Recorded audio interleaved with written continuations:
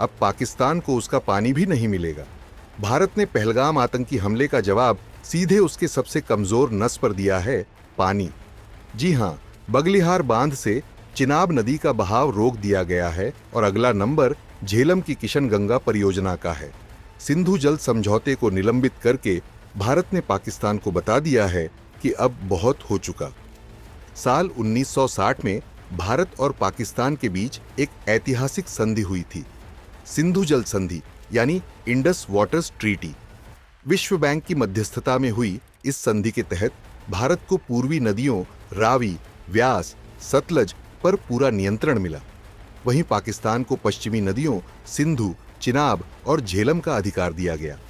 यह समझौता दशकों तक चलता रहा, भले ही दोनों देशों के बीच कितनी ही जंगें और तनाव क्यों न हुए हों। लेकिन अब पहलगाम आतंकी हमले के बाद भारत ने इस संधि को सस्पेंड करने का ऐलान किया है। भारत ने पहला ठोस कदम उठाया है बगलिहार डैम से।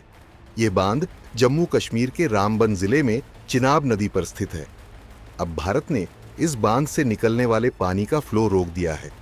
मतलब ये कि पाकिस्तान को अब चिनाब का वो पानी नहीं मिलेगा जो हर साल करोड़ों क्यूसेक की मात्रा में पाकिस्तान के खेतों और पनबिजली संयंत्रों को जाता था।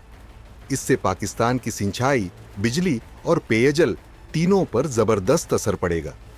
सूत्रों की माने तो भारत अब इस फ्लो को बिना किसी चेतावनी के कम या बंद कर सकता है।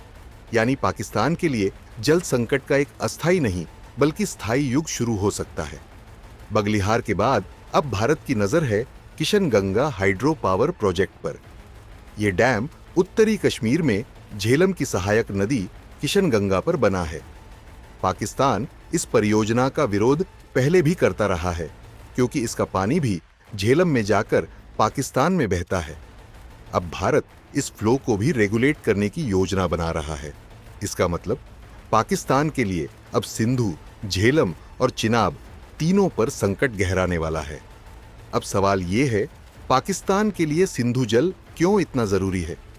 दरअसल पाकिस्तान की 80% कृषि भूमि सिंधु जल पर निर्भर है।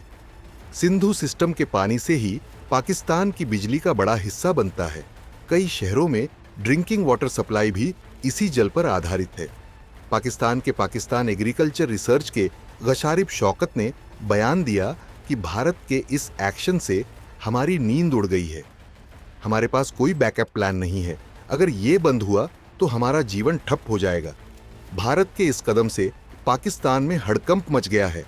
पाकिस्तान के पूर्व विदेश मंत्री बिलावल भुट्टो जरदारी ने कहा कि या तो सिंधु में हमारा पानी बहेगा या भारत का खून। यानी साफ है कि पाकिस्तान इस मुद्दे को जंग तक ले जाने की धमकी दे रहा है। पाकिस्तानी मीडिया और राजनेता इस फैसले को सीधा युद्ध कहकर प्रचारित कर रहे हैं, लेकिन भारत ने इस बार साफ संदेश दिया है कि आतंकवाद की कीमत चुकानी ही पड़ेगी, चाहे वो खून हो या पानी। भारत ने सिंधु जल संधि को निलंबित किया है, लेकिन यह पूरी तरह से अंतर्राष्ट्रीय कानून के तहत वैध है। सिंधु जल संधि में कोई ऐसा क्लॉज नहीं है जो इसे अस्थायी रूप से सस्पेंड करने से रोकता हो, खासकर जब देश की सुरक्षा दांव पर हो। बगलिहार और किशनगंगा बांधों पर भारत ने पहले भी विश्व बैंक और अंतर्राष्ट्रीय अदालतों में केस जीत रखे हैं। यानी भारत के पास न सिर्फ ताकत है बल्कि कानून भी उसके साथ खड़ा है। खैर, भारत ने पाकिस्तान को सबक सिखाने के लिए अब जल को हथियार बना दिया है। पानी जो अब तक दोस्ती और सहयोग का प्रतीक माना जाता था, अब रणनीतिक हथियार बन चुका है। कोई बम नहीं फूटा, कोई गोली नहीं चली, लेकिन पाकिस्तान की नींव हिल गई है। भारत ने दिखा दिया है कि अब हर मोर्चे पर जवाब मिलेगा कि सर्जिकल स्ट्राइक हो या जल स्ट्राइक, अब चुप नहीं बैठेंगे। पाकिस्तान को अब न आतंक की छूट है न पानी की। भारत ने बता दिया है कि दूध मांगोगे तो खीर देंगे, पानी मांगोगे तो भी सोचेंगे, लेकिन आतंकी भेजोगे तो जल भी रोक देंगे। हाँ या ना में नीचे कमेंट में जरूर बताइए कि क्या भारत को सिंधु जल संधि पूरी तरह खत्म कर देनी चाहिए।